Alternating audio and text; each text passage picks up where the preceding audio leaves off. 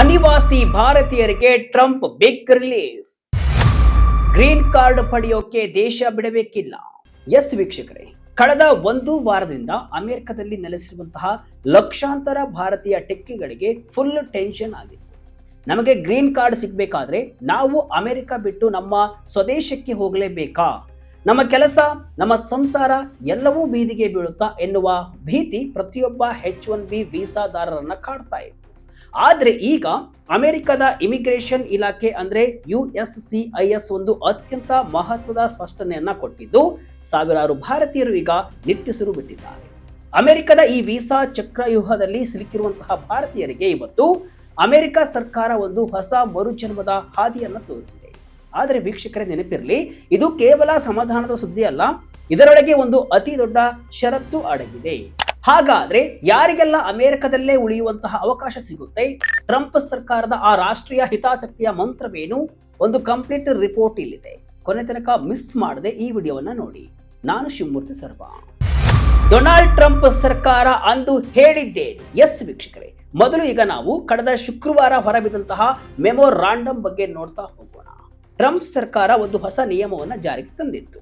ಅದರ ಪ್ರಕಾರ ಅಮೆರಿಕದಲ್ಲಿ ತಾತ್ಕಾಲಿಕ ವೀಸಾದಲ್ಲಿರುವಂತಹ ವಿದೇಶಿಯರು ಅಂದ್ರೆ ಸ್ಟೂಡೆಂಟ್ಸ್, H-1B ಉದ್ಯೋಗಿಗಳು ಅಥವಾ ಟೂರಿಸ್ಟ್ಗಳು ಯಾರೂ ಕೂಡ ಅಮೆರಿಕದ ಒಳಗಡೆ ಇದ್ದುಕೊಂಡೇ ಗ್ರೀನ್ ಕಾರ್ಡ್ಗೆ ಅಪ್ಲೈ ಮಾಡುವ ಹಾಗಿಲ್ಲ ಅಂತ ಹೇಳಿ. ಅಂದ್ರೆ ನೀವು ಗ್ರೀನ್ ಕಾರ್ಡ್ ಪಡೆದುಕೊಳ್ಬೇಕು ಅಂದ್ರೆ ಮೊದಲು ನಿಮ್ಮ ದೇಶಕ್ಕೆ ಮರಳಿ ಹೋಗಬೇಕು ಮತ್ತು ಅಲ್ಲಿನ ಅಮೆರಿಕನ್ ಎಂಬಸಿಯಲ್ಲಿ ಇಂಟರ್ವ್ಯೂ ಮುಗಿಸಿ ಬರಬೇಕು ಅಂತ ಹೇಳಲಾಗಿತ್ತು.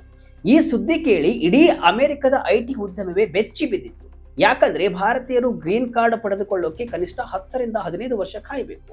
ಇಂತಹ ಸಮಯದಲ್ಲಿ ದೇಶ ಬಿಟ್ಟು ಹೋಗಿ ಅಂದ್ರೆ ಅದು ಅಕ್ಷರಶಃ ಆ ಉದ್ಯೋಗಿಗಳ ಕೆರಿಯರ್ ಅನ್ನೇ ಕೊನೆಗೊಳಿಸಿದಂತೆ. ಹೀಗಾಗಿ ಲಕ್ಷಾಂತರ ಭಾರತೀಯ ಟೆಕ್ಕಿಗಳು ಫುಲ್ ಟೆನ್ಷನ್ ಆಗಿತ್ತು. ಆರ್ಥಿಕ ಲಾಭ ನೀಡುವವರಿಗೆ ವಿನಾಯಿತಿ, ಅಮೆರಿಕದ ಬಾಗಿಲು ಯಾರ್ಯಾರಿಗೆ ಮುಕ್ತ?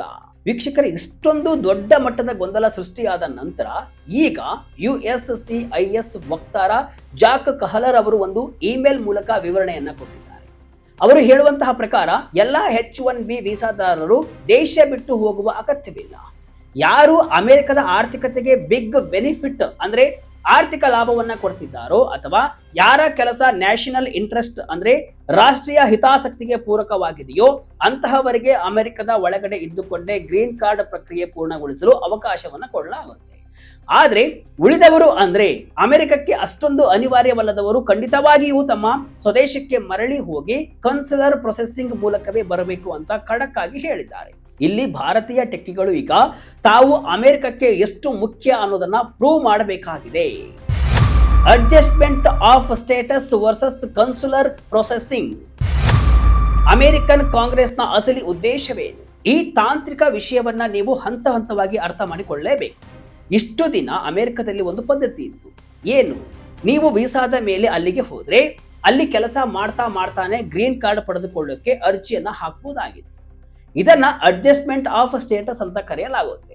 ಆದ್ರೆ ಈಗಿನ ಟ್ರಂಪ್ ಆಡಳಿತ ವಾದ ಮಾಡ್ತಿರೋದು ಏನಂದ್ರೆ ಅಮೆರಿಕದ ಸಂಸತ್ತು ಅಂದ್ರೆ ಕಾಂಗ್ರೆಸ್ ಯಾವತ್ತೂ ವಿದೇಶಿಯರು ಅಮೆರಿಕದ ಒಳಗಡೆ ಕೂತು ಈ ರೀತಿ ಸ್ಟೇಟಸ್ ಬದಲಿಸಿಕೊಳ್ಳಲಿ ಅಂತ ಕಾನೂನು ಮಾಡಿಲ್ಲ ಅಂತ. ಅಂದ್ರೆ ತಾತ್ಕಾಲಿಕವಾಗಿ ಬಂದವರು ತಾತ್ಕಾಲಿಕವಾಗಿ ಇರಬೇಕು, ಪರ್ಮನೆಂಟ್ ಆಗ್ಬೇಕಂದ್ರೆ ನಿಮ್ಮ ದೇಶಕ್ಕೆ ಹೋಗಿ ಮತ್ತೆ ಅಲ್ಲಿ ಅನುಮತಿಯನ್ನ ಪಡೆದುಕೊಂಡು ಬರಬೇಕು ಅನ್ನೋದು ಈಗಿನ ಸರ್ಕಾರದ ವಾದವಾಗಿತ್ತು. ಇದು ಅಕ್ಷರಶಃ ಕಳೆದ 5 ದಶಕಗಳಿಂದ ನಡೆಯುತ್ತಿದ್ದಂತಹ ಪದ್ಧತಿಯನ್ನೇ ಬದಲಿಸಂತೆ ಆಗುತ್ತೆ. ಮದುವೆ ಸಂಸಾರ ಅಂತ ಸೆಟಲ್ ಆಗಿರುವಂತಹ ಭಾರತೀಯರಿಗೆ ಇದು ಅಕ್ಷರಶಃ ಮೃತ್ಯು ಗಂಟೆಯಂತೆ ಭಾಸವಾಗ್ತಾ ಇದೆ. IT, ಇಂಜಿನಿಯರಿಂಗ್, ಹೆಲ್ತ್ ಕೇರ್ ಸೆಕ್ಟರ್ಗೆ ಅಗ್ನಿ ಪರೀಕ್ಷೆ. ದೇಶ ಬಿಟ್ಟು ಹೋದ್ರೆ ಮತ್ತೆ ಮರಳಿ ಬರೋದು ಕಷ್ಟ. ಯಾಕೆ ಭಾರತೀಯರು ಅಷ್ಟೊಂದು ಭಯ ಪಡ್ತಿದ್ದಾರೆ ಗೊತ್ತಾ? ಭಾರತದಲ್ಲಿ ಇವತ್ತು ಅಮೆರಿಕನ್ ವೀಸಾ ಇಂಟರ್ವ್ಯೂಗೆ ಹೋದ್ರೆ 2-3 ವರ್ಷಗಳ ಕಾಲ ಅಪಾಯಿಂಟ್ಮೆಂಟ್ ಸಿಗೋದೇ ಇಲ್ಲ.